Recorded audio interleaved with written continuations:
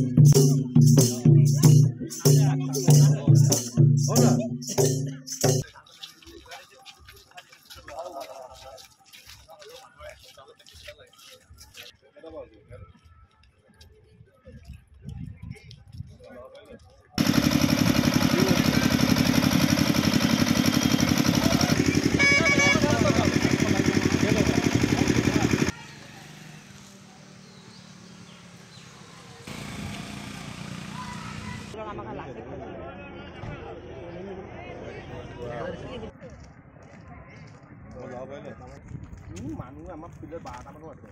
তো 12 মানে কিমানটা খেলিবলৈ গৈছে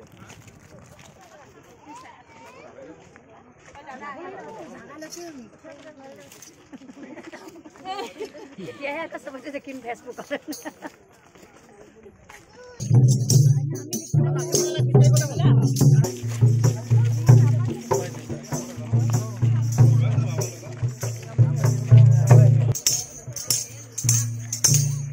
যেহেতু এই মেলাত আমি প্ৰমিলা ৰাজ্য বুলি আমাৰ খুব জনাজাত ইতিহাস পূৰ্বেও আমি ইতিহাসত আমি ইয়াতে জনাজাত প্ৰমিলা ৰাজ্য বুলি কৈছিল যেহেতু ইয়াতে প্ৰমিলা ৰাজ্যত মানে অকল মহিলাহে তাত ৰাজত্ব কৰিছিল কোনোবাৰ ভিতৰত মহিলাৰ যেতিয়া ৰাজত্ব তেওঁ এজন ঋষিমুনি ভাও ধৰি তেওঁ মহিলাৰ ভাও ধৰি পেলাই তেওঁ গুৰুখনত সোমাই গৈছিল সোমাই যোৱা অৱস্থাত তেওঁক মহিলাসকলে আবদ্ধ কৰি ৰাখিছিল সেই আবদ্ধ কৰি থকা অৱস্থাত তেওঁক বহুত কাকতি মিনতি কৰিছিল মোক এৰি দিবলৈ যেতিয়া তেওঁ এৰি দিয়া নাছিল তেওঁক অভিশাপ দি তেওঁ বাদুলি হ'বলৈ অভিশাপ দিলে আৰু ইতিপূৰ্বে আমাৰ তাতে এটা জনাজাত ইতিহাস আমাৰ কাকা দেউতাৰ দিনতো আমি গম পাইছিলোঁ ইয়াতে যেতিয়া আপোনাৰ বিয়া বা কোনো জনগোষ্ঠী কালচাৰেল হয় ইয়াতে আপোনাৰ যদি তামোল পাণ দি তেওঁ আগবঢ়াই যদি আমি যিখিনি বস্তু প্ৰয়োজন বিয়াৰ বা আপোনাৰ কালচাৰেলৰ যিখিনি বস্তু প্ৰয়োজন যদি আপুনি বিচাৰে সেই বস্তুখিনি আপুনি পিছদিনাখন ইয়াতে আগবঢ়াই থৈ পোৱা যায় তেনেকুৱা কিছুমান মানে লোভী মানুহ বুলি ক'ব লাগিব যিহেতু লোভ সামৰিব নোৱাৰে তেওঁলোকে নি পেলাই বস্তুবিলাক সম্পূৰ্ণভাৱে ঘূৰাই নিদিয়াত বস্তু লাহে লাহে বিলুপ্ত পাব ধৰিলে আৰু এনেকৈ পূৰ্বৰ চলি আছে আৰু আপুনি যদি আগত খৰি কটা মানুহে ইয়াত আহে আমাৰ কাকা কাইতাটো কোৱা মতে আহা মত ভালে আহে যোৱা মত কিন্তু নিচা লাগি যায় কাঁহৰ বাতিত মদ খাই বা কেনেকুৱা খাব পাৰে তেওঁলোকে খাই কৰি গুচি যায় মদৰ গোন্ধ এতিয়া আপুনি ভিতৰলৈ গ'লে গুহাত গম পাব আপুনি 8 নম্বৰ গুহা যিটো এতিয়াও গম পাব তাতে ঢেঁকীৰ মাত এতিয়াও চাউণ্ড দি থাকে আৰু পানীৰ তলদি আপুনি মুড়িৰ নিচিনা বগা বগা বস্তু আহে কিন্তু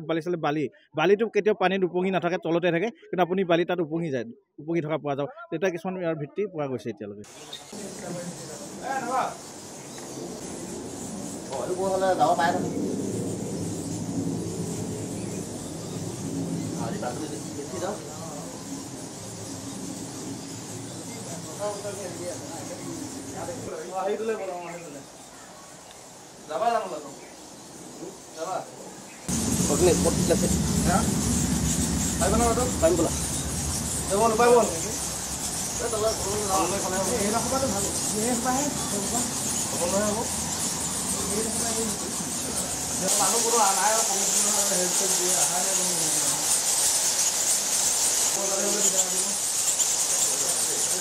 জেগা জেগা মানুহ থাকিব বোলে কমিটি আজি প্ৰথম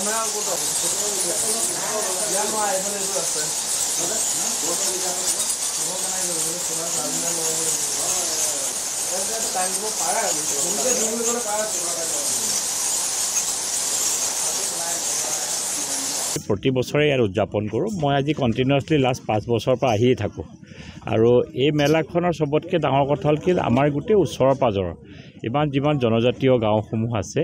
এই গোটেই গাঁওসমূহত তেনেকুৱা ধৰণৰ এটা পৰিৱেশ আমাৰ নহয় কাৰণ এই মাহটো ফাগুন বা মাঘ মাহৰ এই সময়টোত মানুহে অকণমান মেলা এটা ভাৱ খুব হয় চবৰে মানুহৰ আনন্দও থাকে সেইকাৰণে এই সময়টোত ৰাইজে বিচাৰে কিবা এটা আৰু এই বাদুলি খুৰুং মেলাটো বহুত বছৰৰ পৰা কৰি আছে আৰু উদযাপন সমিতিৰ যিসকল বিষয়ববী আছে তেখেতসকলে ইয়াক আকৌ নতুনত্ব দিব চেষ্টা কৰিছে আগতে ৰাস্তা ঘাট নাছিলে আমি ৰাস্তা ঘাটটো এতিয়া তৈয়াৰ কৰিলোঁ কিন্তু এই বাদুলি খুৰুং যিটো খুৰুংটোৰ এটা ঐতিহাসিকেই হয় খুৰুংবিলাক, কিন্তু এই খুৰুংটোৰ আমি পুনৰুদ্ধাৰৰ কাৰণে মই কেইবাটাও আন্তৰ্জাতিক সংস্থাৰ লগতো কথা পাতিছোঁ। কাৰণ এনেকুৱা ধৰণৰ খুৰুংবিলাক বাহিৰলৈ মানুহে যায় চাবৰ কাৰণে। আমি মালয়েছিয়াত দেখিছোঁ, মই মালয়েছিয়াতো এনেকুৱা ধৰণৰ খুৰুংবিলাক টুৰিজিমে এইটো সংৰক্ষণ কৰি আৰু যাত্ৰীসমূহক যাবৰ কাৰণে তললৈ চাবৰ কাৰণে এটা ব্যৱস্থা কৰি দিয়ে। কিন্তু এইটো খুৰুং বহুত পুৰণা খুৰুং, কাৰণ এই খুৰুংটোক ধৰক আমি যিটো বেড কেভ বুলি কয়, বেড কেভ একচুৱেলি বেড কেভবিলাক আপুনি পুনৰুদ্ধাৰ কৰিবৰ কাৰণে এইটোত প্ৰথমে এটা ৰিচাৰ্চ কৰিব লাগিব। আমি প্ৰথমে ভাবিছিলোঁ, মই যোৱা বছৰ যে আমি কাৰোবাক দি পেলাই আমি খুৰুংটো যদি মানুহে যাব পৰাকৈ বনাই দিলে ভাল হ'ব নেকি, কিন্তু এইটো একচুৱেলি কৰাৰ আগতে অলপ জিঅ'লজিকেল ষ্টাডিও অলপ কৰিব লাগিব। কাৰণ আপুনি খুৰুংটো, কাৰণ এইটো এটা নেচাৰেলি হোৱা বস্তু, নেচাৰেলি খুৰুংটোক আপুনি কি ধৰণে পুনৰ গোটেই তাৰ গোটেইখিনি নেচাৰটোক সংৰক্ষণ কৰি কেনেকৈ আমি ৰাখিব পাৰোঁ সেইটোৰ ওপৰত ৰিচাৰ্চ কৰি লাহে লাহে এইটো অলপ সুন্দৰকৈ কৰিব পাৰিলে, মই ফৰেষ্টৰ লগতো কথা পাতিছোঁ, নেচাৰিষ্টৰ লগতো কথা পাতিছোঁ, তেতিয়াহ'লে এইটো আমাৰ কাৰণে এটা বহুত ডাঙৰ সম্পদ হ'ব। কাৰণ মই নিজে মালয়েছিয়ালৈ গৈছিলোঁ, মালয়েছিয়াত বেড কেভটো চাবৰ কাৰণে, আৰু বেড কেভবিলাক আজিকালি বহুত কম, ৰেয়াৰ, গোটেই পৃথিৱীত পাবলৈ বহুত দিগদাৰ। সেইকাৰণে এইটো যদি কেনেবাকৈ আমি পুনৰুদ্ধাৰ কৰিব পাৰোঁ, ডেফিনেটলি ডাঙৰ এটা পৰ্যটনথলী হ'ব আৰু সকলোৰ কাৰণে এটা ভাল এটা নগাঁও জিলা বুলি নহয়, অসমৰ কাৰণে এটা ডাঙৰ পৰ্যটনৰ থলী হোৱাত সহায় হ'ব।